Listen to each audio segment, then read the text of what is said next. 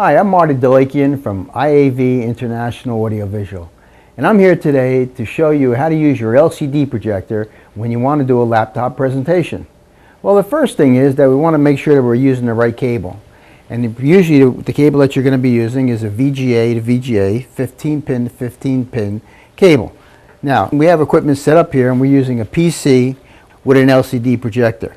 You may have a Mac laptop that you'll be using. If so, you have to make sure that you have a VGA adapter, and that usually can be purchased at your Apple store.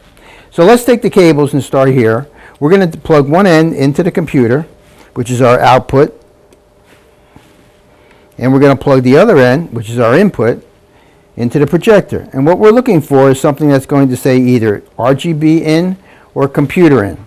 Now once the cables are connected, you should see an image up there from your laptop. In this case we don't. So number one troubleshooting is going to be check your source.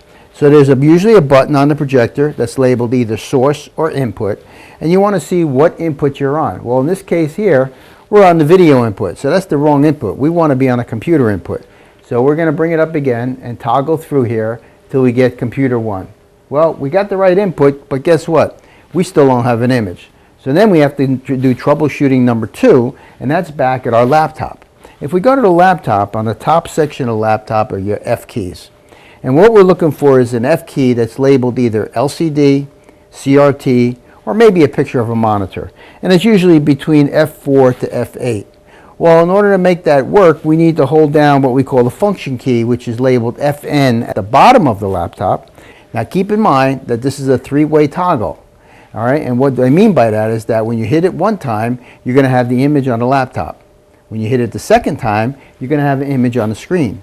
And when you hit it the third time, you're going to have an image on both. And that's what we want to try to find. So let's hold down our function key, and let's hit, in this case here, it's going to be F4, and see what happens.